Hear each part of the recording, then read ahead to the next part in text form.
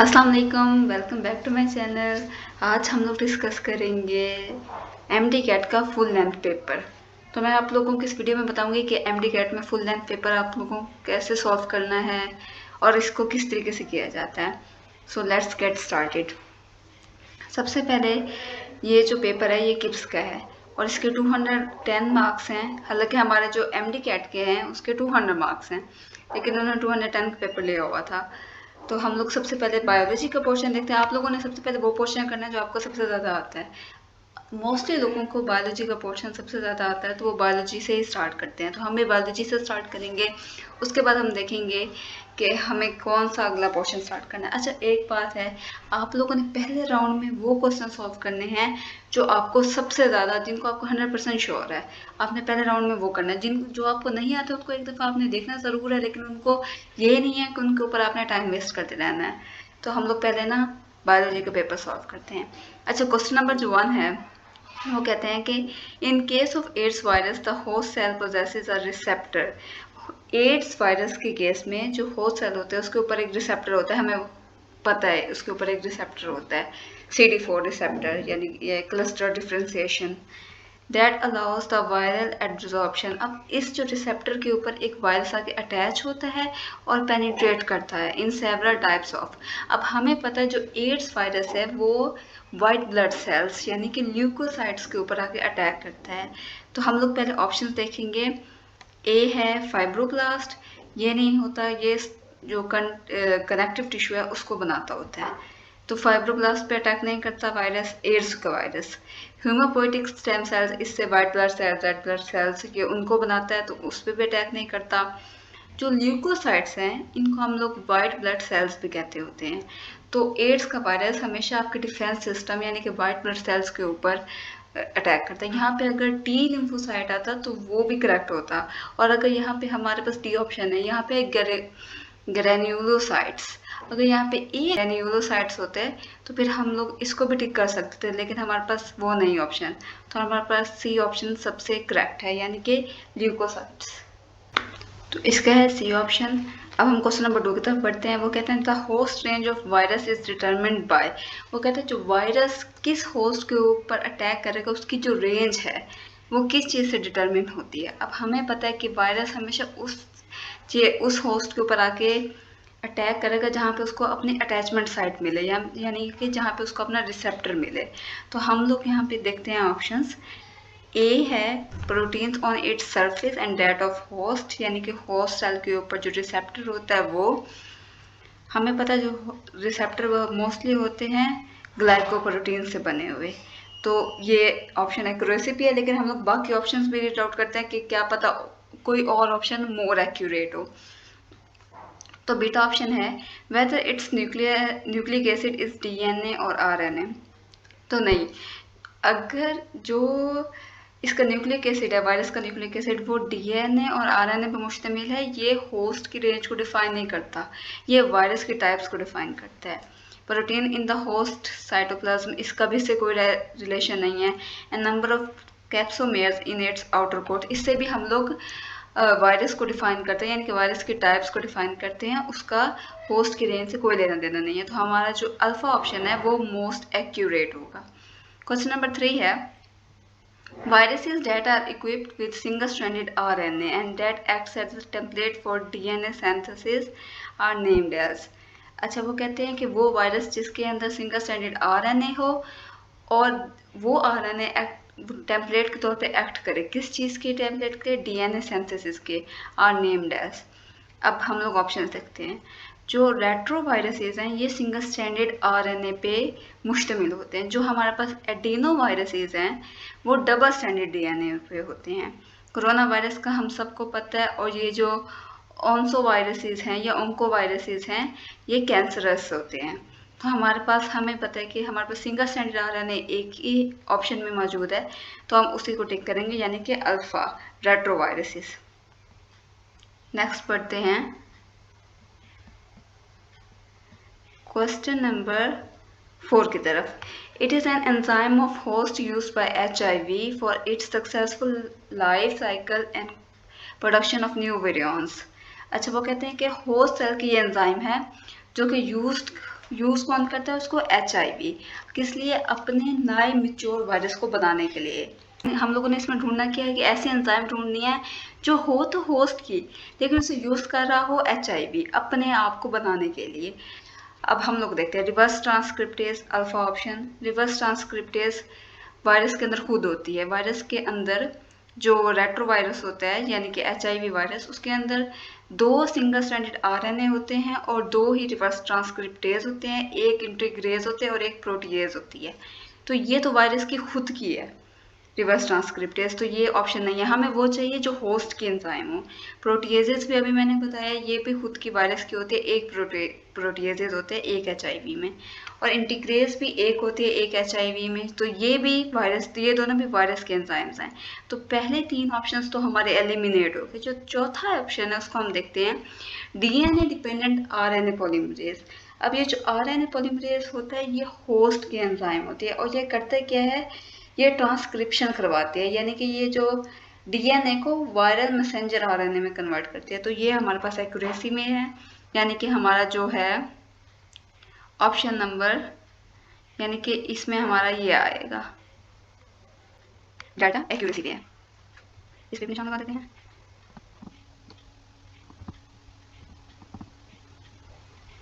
यहाँ पे leukocytes.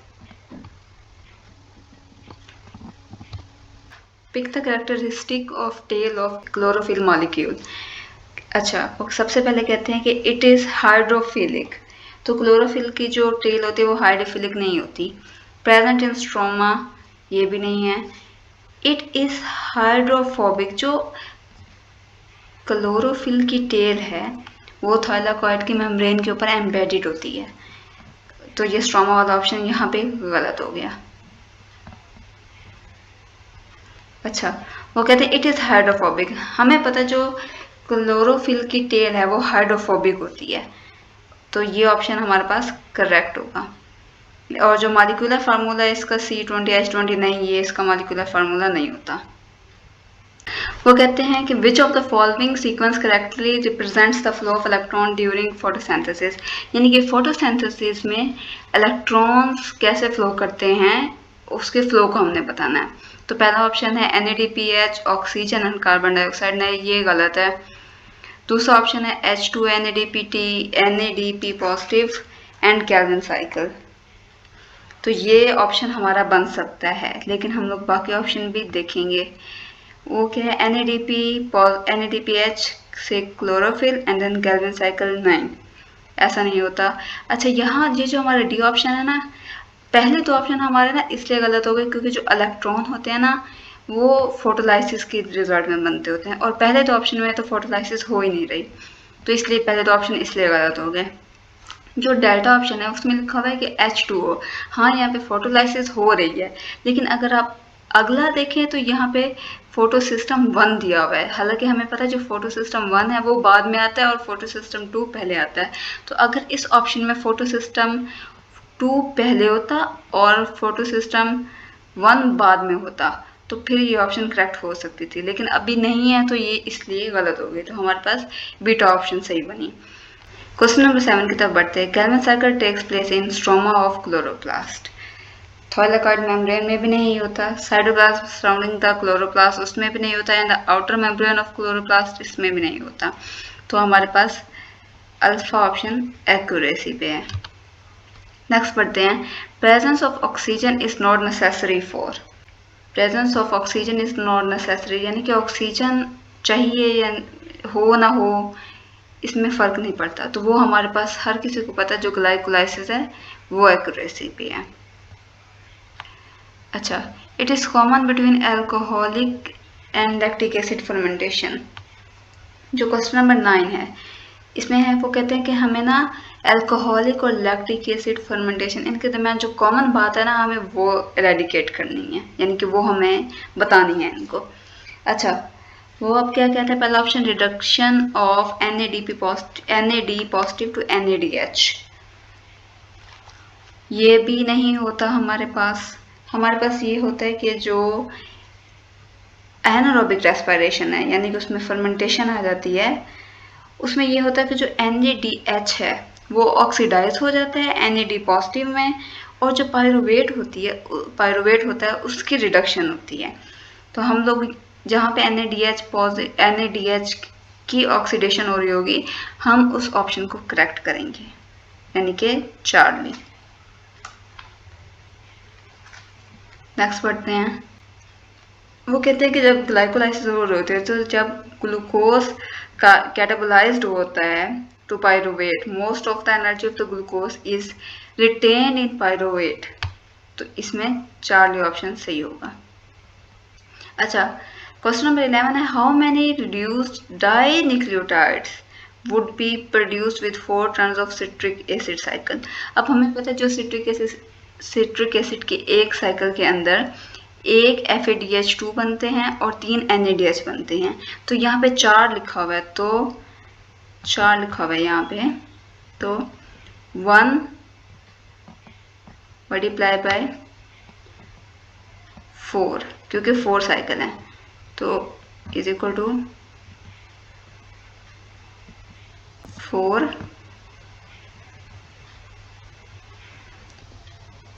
FADH2 और 3 मल्टीप्लाई बाय 4, क्योंकि 3 NADH बनते हैं तो उनको 4 से मल्टीप्लाई कर दो तो 12 NADH बनेंगे। तो चार्ली ऑप्शन हमारे पास करेक्ट है। अब क्वेश्चन नंबर 12 की तरफ पढ़ते हैं। वो कहते हैं कि ना, it is most abundant compound to be found in both bacterial and mammalian cells. अच्छा, वो कहता है कि ना मैमेलियल और बैक्टीरियल दोनों सेल्स के अंदर जो मोस्ट अबंडेंट कंपाउंड है, हमें उसको टिक करना है। तो हमें पता है कि जो मोस्ट अबंडेंट कंपाउंड है वो तो है वाटर, लेकिन अगर यहाँ पे ऑर्गेनिक मोस्ट अबंडेंट कंपाउंड आता तो हम लोग प्रोटीन को टिक करते, लेकिन फिलहाल उन्होंने दिया नहीं हुआ तो हम लोग वाटर को टिक करते हैं। अच्छा, फिर वो कहते हैं all of the following are the feature of monosaccharides except. हमें पता है जो मोनोसैकेराइड्स होते हैं वो सिंपल शुगर्स भी होते हैं, हाइड्रोलाइज नहीं हो सकते। मोनोसैकेराइड हाइड्रोलाइज नहीं होते क्योंकि ये सबसे स्मॉलेस्ट यूनिट होते हैं और सबसे सिंपलेस्ट शुगर्स होती हैं। ईजिली सॉल्यूबल इन वाटर, हाँ सॉल्यूबल भी होते हैं, स्वीट इन टेस्ट ये भी होते हैं। तो हमारे पास एक्सेप्शन में कैन बी हाइड्रोलाइज्ड ये जा रहा है।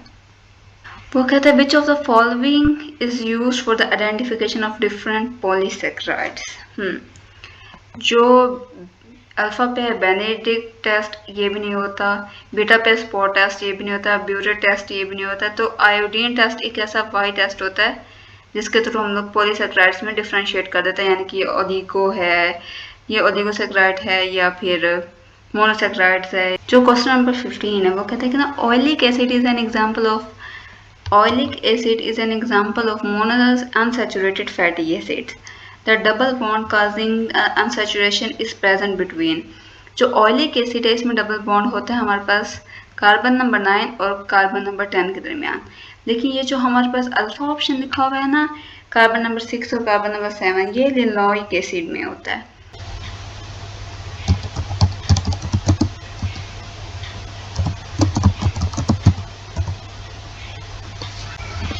अच्छा, नेक्स्ट क्वेश्चन की तरफ पढ़ते हैं। वो कहते हैं it correctly represents the chemical composition of phosphatidic acid.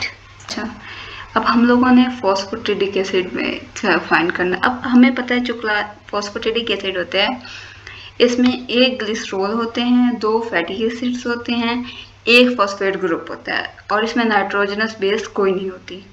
तो इसमें हम लोग ऐसा ऑप्शन देखेंगे जो हमारे इससे मिलता जुलता हो।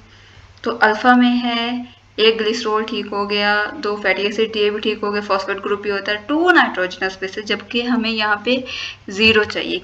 बीटा ऑप्शन देखते हैं। वो कहते हैं 0 ग्लिसरॉल, तो ये तो फिर फॉस्फेटिडिक एसिड ही ना हुआ क्योंकि उसमें उन्होंने ग्लिसरॉल 0 कर दिया। तो चार्ली ऑप्शन है 1 ग्लिसरॉल ठीक है, 2 फैटी एसिड्स ठीक है, 1 फॉस्फेट ग्रुप ठीक है, 0 नाइट्रोजनस बेस ये ठीक है। तो हमारे पास जो चार्ली ऑप्शन है, जो हमारे पास चार्ली ऑप्शन है ये एक्यूरेट है, यानी कि एक ग्लिसरॉल, 2 फैटी एसिड और 1 फॉस्फेट ग्रुप। नेक्स्ट पढ़ते हैं। The formation of peptide linkage, how many reactive groups are present in amino acid. तो हमें पता है कि जो अमीनो एसिड्स होते हैं इनके अंदर 2 रिएक्टिव ग्रुप्स पर प्रेजेंट होते हैं, एक राइट साइड पे और एक लेफ्ट साइड पे, यानी कि एक NH2 और एक COOH। तो यहाँ पे बीटा ऑप्शन आएगा। Identify the incorrect option with respect to RNA, हमें इनकरेक्ट ऑप्शन ढूंढना है। वो कहते हैं composed of ribonucleic acid, uracil is present instead of thymine, abundant in nucleolus and endoplasmic reticulum, generally single stranded।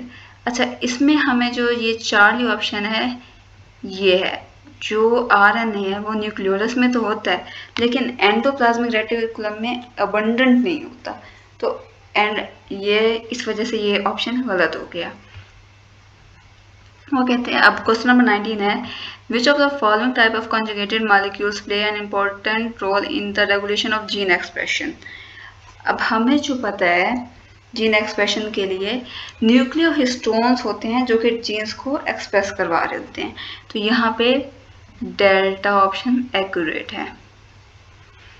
जो glycoproteins हैं ये हमारे पास रिसेप्टर के तौर पे आते हैं, लिपोप्रोटीन्स हमारे पास सेल मेम्ब्रेन के तौर पे आते हैं। क्वेश्चन नंबर 20 है, the space between the nuclear envelope and the cell membrane is occupied bye.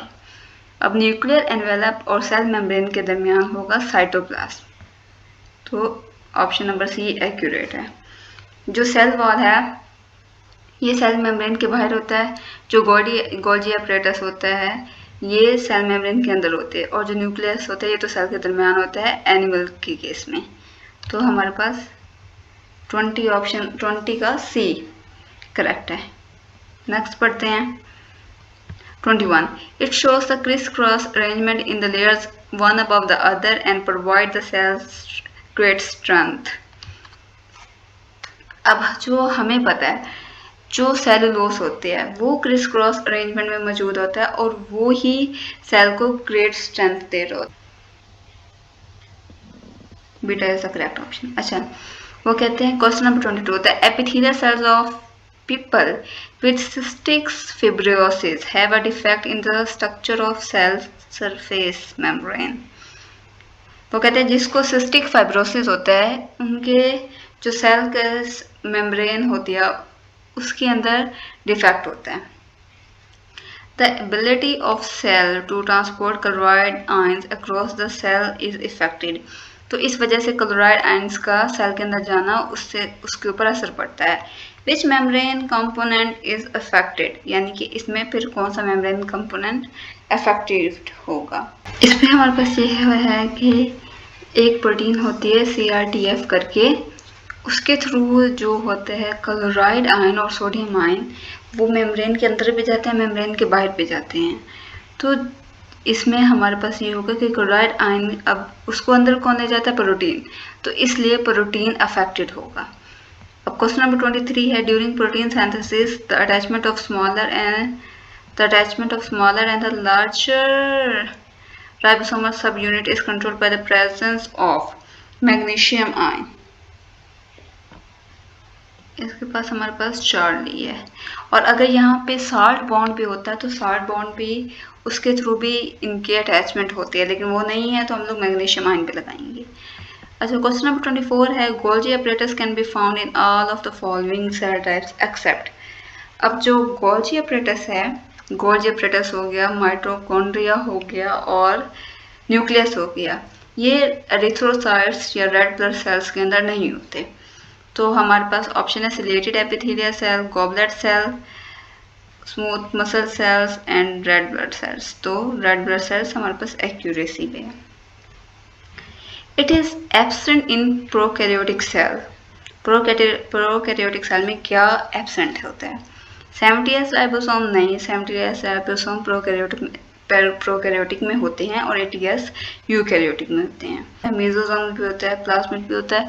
अच्छा, जो ये क्रोमाटिन है, ये क्रोमाटिन एस इट इज नहीं होता इसमें, बल्कि DNA होता है, तो ये हमारे पास एक्यूरेट है। नेक्स्ट है, इन ग्लाइकोजिनोसिस type 2 the enzyme responsible for the conversion of dash into dash is absent। Glycogenosis type 2 ये congenital diseases में से है और इसमें ये होता है जो ग्लाइकोजन को ग्लूकोज में कन्वर्ट करने वाली जो एंजाइम होते हैं वो एब्सेंट होती है। तो अल्फा ऑप्शन करेक्ट होगा और ये क्रोमोसोम नंबर 15 पे मौजूद होता है। तो हमारे पास अल्फा ऑप्शन करेक्ट होगा। अच्छा 27 की तरफ बढ़ते हैं।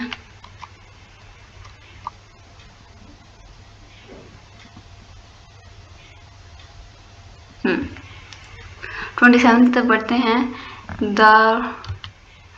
The right and left cerebral hemispheres communicate with each other by the means of large band of axon cord. Alpha option है कॉर्पस ल्यूटियम, ये हमारे पास उसमें मेनिस्ट्रल साइकिल में बनती है। Corpus albicans, corpus spongiosum. अच्छा जो इनका सीन, अब इनका सीन ये है जो, और ये जो कॉर्पस क्लोसम है ये हमारे पास दो सेरेब्रल हेमिस्फीयर्स को मिलाती है, उनको कम्युनिकेट करवाती है एक दूसरे के साथ। तो डेल्टा ऑप्शन। अच्छा in the resting state the neurons are believed to be more negative inside than the outside. वो कहते हैं जो रेस्टिंग स्टेट होते हैं यानी कि नॉन कंडक्टिंग स्टेट यानी कि पोलराइज्ड स्टेज, उसमें वो कहते हैं कि इनसाइड जो होती है वो न्यूरॉन्स की ज़्यादा नेगेटिव होती है। अच्छा this negatively charge intracellular environment is attributed to all of the following except. वो कहते हैं कि ना जो ये नेगेटिवली चार्ज आता है ये कहाँ से आता है।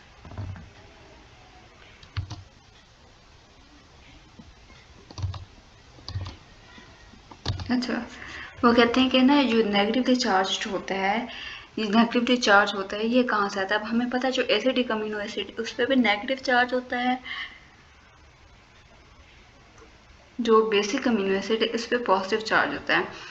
न्यूक्लिक एसिड मॉलिक्यूल्स पे नेगेटिव चार्ज होता है और न्यूक्लियोटाइड्स पे भी नेगेटिव चार्ज होता है। तो हमने एक्सेप्शन देखनी है, तो एक्सेप्शन हमारे पास बेसिक अमीनो एसिड्स होंगे जो कि पॉजिटिवली चार्ज्ड होंगे। नेक्स्ट पढ़ते हैं।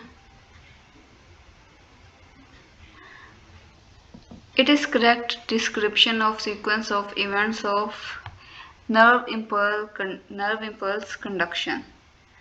तो 29 का हम लोग अब देख रहे हैं। वो कहते हैं कि सबसे पहले डीपोलराइजेशन, रिफ्रैक्टरी पीरियड, हाइपरपोलराइजेशन, फिर रीपोलराइजेशन। तो ये एक्यूरेट है हमारे पास अल्फा। अच्छा विच of the following element is required for the synthesis of T1 या T4, T3 या T4। तो ये डेफिनेटली थायरॉक्सिन से रिलेटेड है, थायराइड ग्लैंड से रिलेटेड है, तो आयोडीन ही होगा यानी कि अल्फा। अच्छा all of the following hormones of adrenal gland are produced under the influence of ACTH except। जो एड्रेनल ग्लैंड है इसके सारे जो हार्मोन्स होते हैं वो ACTH के अंडर इन्फ्लुएंस, मतलब इनके इन्फ्लुएंस से बनते हैं एक्सेप्ट। अब हमें पता जो एपिनेफ्रिन है, ये जो एल्डोस्टेरोन है, एंड्रोजन्स है, कॉर्टिसोल है, ये ACTH के अंदर ही आते हैं। The secretion of all of the following hormones are controlled by the negative feedback mechanism except। हम लोगों ने वो देखना जो कि नेगेटिव फीडबैक मैकेनिज्म नहीं फॉलो करता यानी कि पॉजिटिव फीडबैक करता है। थायरॉक्सिन ये नेगेटिव में होता है, इंसुलिन नेगेटिव में, FSH ये भी नेगेटिव में होता है, जो गैस्ट्रिन हमारे पास होता है वो पॉजिटिव फीडबैक में होता है। तो डेल्टा ऑप्शन। क्वेश्चन नंबर 33 है The series Protostomia includes animals belonging to all of the following phyla except। अब जो प्रोटेरियोस्टोमिया है इसमें हमें जो पता है जो माउथ है वो बनता है ब्लास्टोपोर से, और ब्लास्टोपोर क्या होता है जो फर्स्ट ओपनिंग होती है एम्ब्रियो के अंदर। तो हम लोगों ने उसमें वो देखना है कि जो प्रोटोस्टोमिया से नहीं है यानी कि ड्यूटेरोस्टोमिया से है। तो 33 का हमारे पास होगा अल्फा यानी कि इकाइनोडर्मेटा। ये हमारी बुक की लाइन भी है PTP की। फेडरल की। Corals are formed from the secretion produced by specialized polyps। Polyps nutritive भी होते हैं और सिक्रीशंस भी ये सिक्रेट करते होते हैं। तो पॉलिप्स हमारे पास करेक्ट ऑप्शन है। Ionization of active site and substrates are affected by slight change in temperature, ऐसे डीनेचर हो जाते हैं. एक्सट्रीम चेंज इन टेम्परेचर के चेंज से ये डीनेचर होते हैं. आयनाइज होते हैं ये पीएच के चेंज से. तो Charlie. Precursor activation is the activation of enzyme controlled reaction by initial substrate.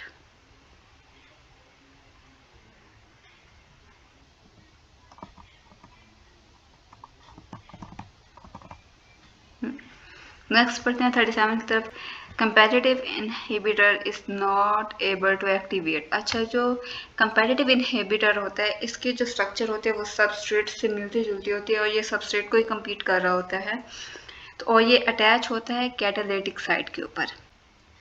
तो वो कहते हैं कि ये अटैच तो हो जाता है कैटालिटिक साइट पे, लेकिन उसको एक्टिवेट नहीं कर सकता क्योंकि ये सबस्ट्रेट नहीं है. तो जो कैटालिटिक साइट है उसको एक्टिवेट सिर्फ सबस्ट्रेट कर सकता है, उसके अलावा और कोई नहीं कर सकता. तो चार्ली हमारे पास करेक्ट ऑप्शन है. अच्छा, क्रोनोलॉजिकल रेप्टाइल्स इवॉल्व्ड आफ्टर. अच्छा, ये जो क्रोनोलॉजिकल है वर्ड, इसका मतलब होता है कि एवोल्यूशन के हिसाब से सीक्वेंस से, यानी कि सबसे पहले कौन है, किस में एवोल्यूशन हुई, फिर किस में हुई, फिर किस में हुई, इस हिसाब से सीक्वेंस से. तो ऑप्शन है हमें क्या करना है, रेप्टाइल्स इवॉल्व्ड आफ्टर, यानी कि रेप्टाइल्स किसके बाद इवॉल्व हुए, तो एम्फीबियंस. Alpha option. अच्छा, आगे बढ़ते हैं 39 की तरफ. It is correct option with respect to the homologous structure in the organism. हम लोगों ने अब देखना है होमोलोगस स्ट्रक्चर्स को. होमोलोगस स्ट्रक्चर्स होते हैं वो जिनके ओरिजिन कॉमन हो लेकिन फंक्शन उनका डिफरेंट हो. जिस तरीके से ह्यूमन आर्म, बैट्स के विंग्स, कैट के लिम्स, वेल के फ्लिपर्स, ये सारे हैं तो स्केलेटल एलिमेंट्स, लेकिन इनका फंक्शन डिफरेंट है, लेकिन ओरिजिन कॉमन है. और इनको हम लोग डाइवर्जेंट भी कहते होते हैं. तो स्ट्रक्चर सेम, फंक्शन डिफरेंट और डाइवर्जेंट, यानी कि Charlie option.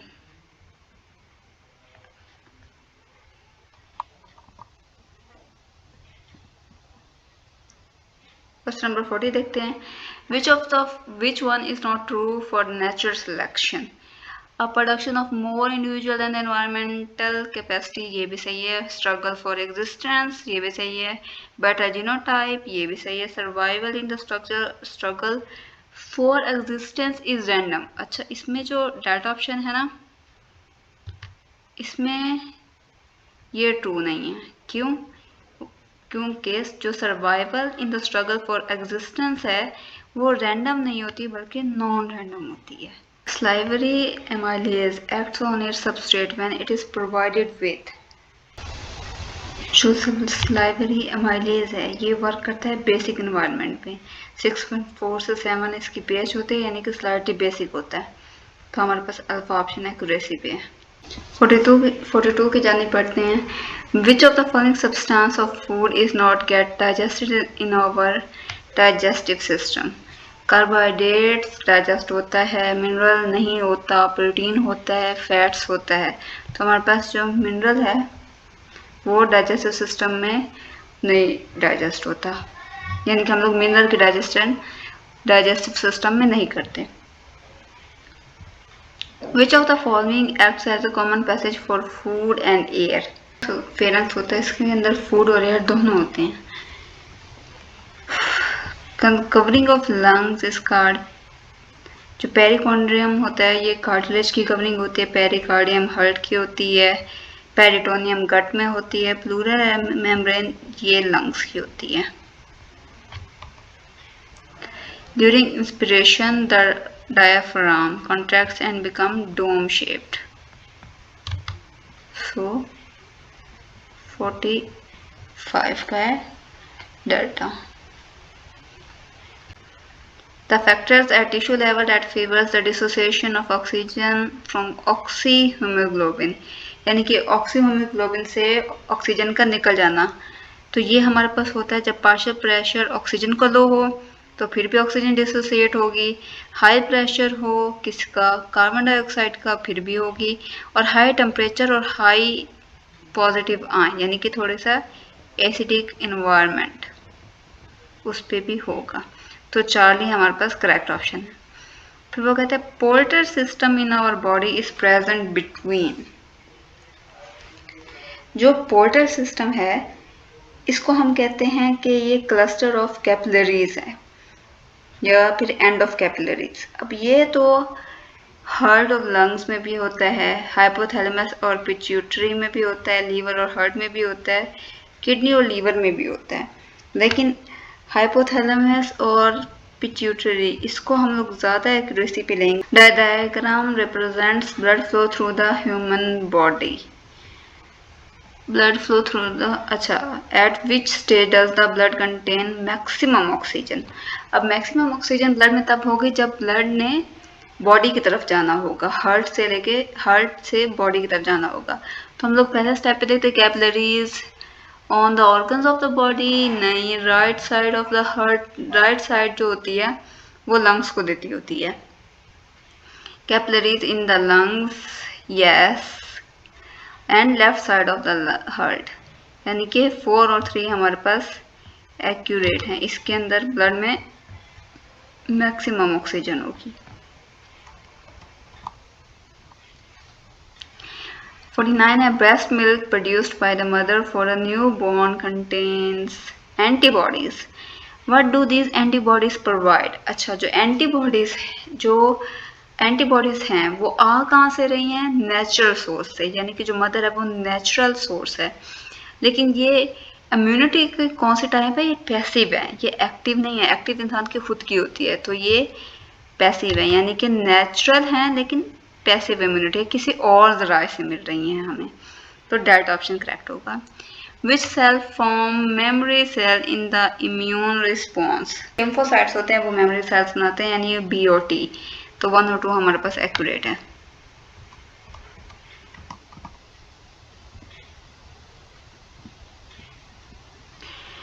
Which rose identifies the tissue that contains the Casparian strip and its component molecule।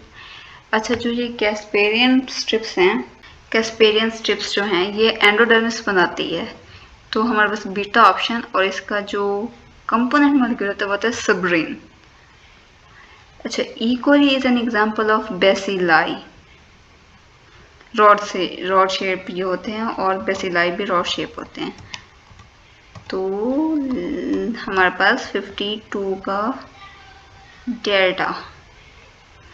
All of following are true regarding cell wall of bacteria except provides characteristic shape to bacteria, prevent from osmotic lysis, contain enzyme for the respiratory metabolism। Cell wall की बात करें, located external to plasmolemma।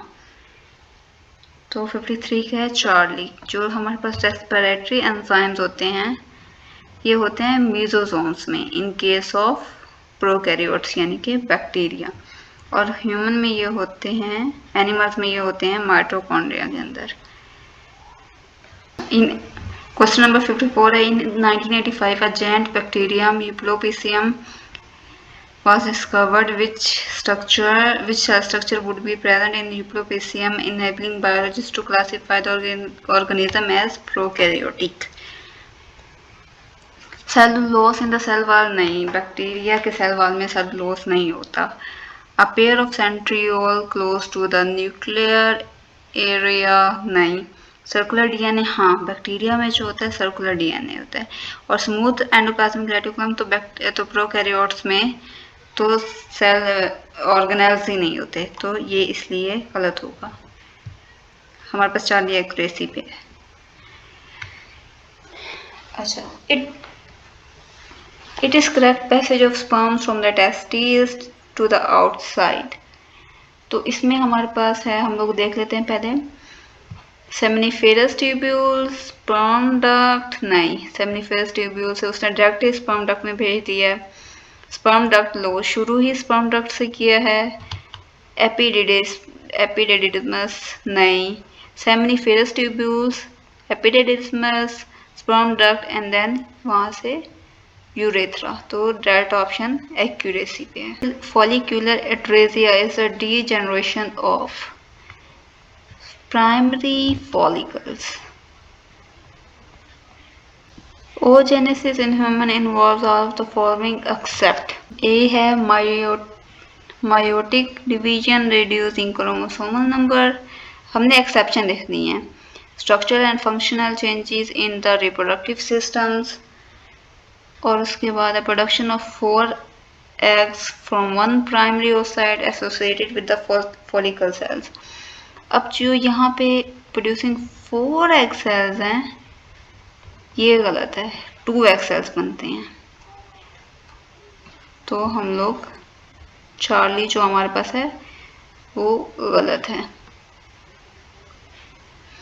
Which of the following sexual transmitted disease can be cured by using antibiotics? अब जो antibiotics हैं ये हम लोग bacteria पे यूज़ कर सकते हैं. जो वायरसेस हैं ये इनसे रेजिस्टेंट होते हैं. तो हम लोग देखते हैं कि जो डिजीज़ बैक्टीरिया से रिलेटेड होगी वही इसका आंसर होगी. जेनिटल हर्पीज़ वायरस से होता है. Herpes simplex type 2. जो हमारे पास फाइलस है ये एक बैक्टीरिया डिजीज़ है. एड्स ये भी वायरस की है. तो हमारे पास ऑप्शन बीटा एक्यूरेसी पे है.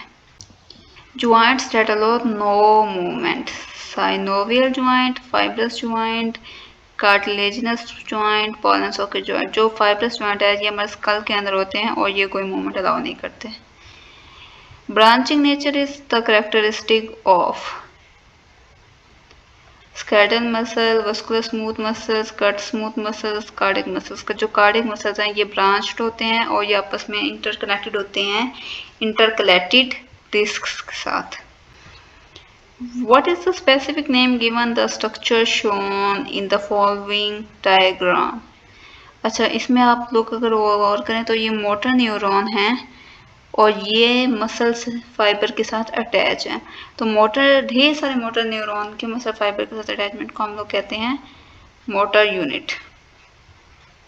With which state of the living muscle are the following events associated?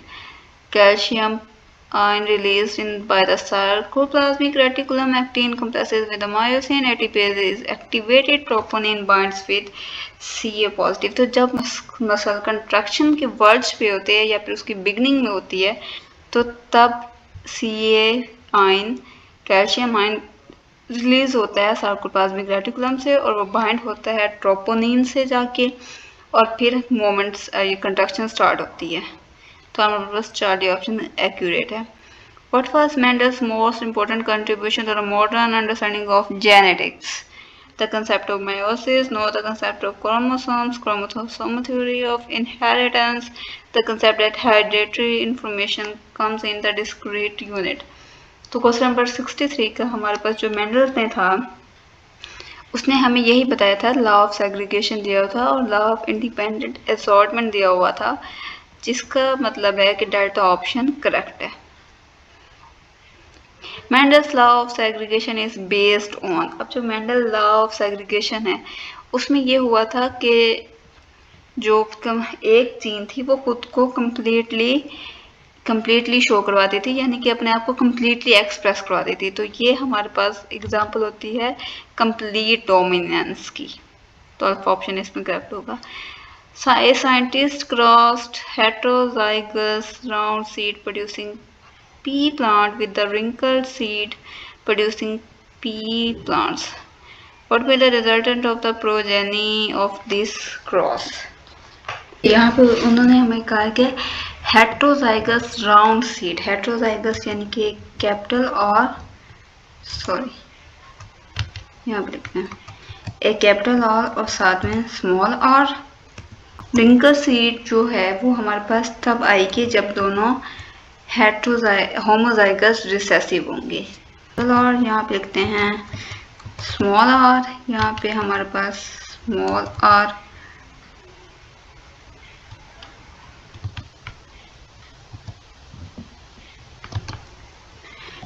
यहाँ पे अगर एक दफ़ा भी स्मॉल आर लिख दो तो वही काफ़ी है, लेकिन मैं आपको समझाने के लिए यहाँ पे 2 बार स्मॉल आर लिखा है. तो हम अब इनको क्रॉस करेंगे तो capital R small R, capital R small R, फिर small R and then small R. अब आप लोग देख रहे हैं कि ये हमारे पास रेशो क्या है, 1:1। तो हम लोग यहाँ पे रेशो लिख देते हैं 1:1। तो हमारे पास क्या करेक्ट ऑप्शन आएगा, डेल्टा। अच्छा, नेक्स्ट क्वेश्चन की तरफ चलते हैं। वो कहते हैं कि ना, a female and a male have a haemophilic son, a normal son and a hemophilic daughter. What are the most likely genotypes of the male and female? अब जो हमें पता है, जो हीमोफीलिया होता है उसमें फीमेल तब होती है हीमोफिलिक जब उसके अंदर H कैपिटल और H स्मॉल हो, और मेल तब होता है जब उसमें H स्मॉल हो और साथ में Y हो। Y तो उसके अंदर होता ही होता है, यानी कि H स्मॉल उसके अंदर हो, तब वो जाके हीमोफिलिक होगा। जो हमारे पास ऑप्शन ए है, इसमें जो ऑप्शन है, इसमें जो फीमेल है ये कैरियर है और जो मेल है ये हीमोफिलिक है। जो ऑप्शन बी है इसमें भी फीमेल कैरियर है और मेल नॉर्मल है। जो ऑप्शन सी है इसमें फीमेल हीमोफिलिक है और मेल नॉर्मल है। जो ऑप्शन डी है इसमें फीमेल नॉर्मल है और जो मेल है वो हीमोफिलिक है। तो हमारे पास अल्फा ऑप्शन करेक्ट होगी। Which one of the following genotypes cannot occur among us the offspring from a mating between a person of blood group A and a person of blood group B? यानी कि एक parent है उसका blood group A है और दूसरे का blood group B, तो उनके जो बच्चे हैं उनमें कौन सा ब्लड ग्रुप नहीं होगा। देखो, इसमें जो ये है कि दोनों जो अलील हैं वो A नहीं हो सकते, तो इसमें हमारे पास डेल्टा ऑप्शन आएगा। The following is the map of 4 genes on a chromosome A, W, E और G। अब आप देख रहे हैं कि A और W के दरमियान कितना फ़र्क है, 5 का, W और E के दरमियान 3 का, E और G के दरमियान 12 का। अब उन्होंने कहा between 2 genes would you expect the high frequency of recombination. जितने जीन्स के अंदर डिस्टेंस ज़्यादा हो उतने हाई चांस है रिकम्बिनेशन के। तो अब इसमें सबसे ज़्यादा डिस्टेंस है ए और जी के दरमियान, तो ऑप्शन नंबर सी एक्यूरेसी पे है।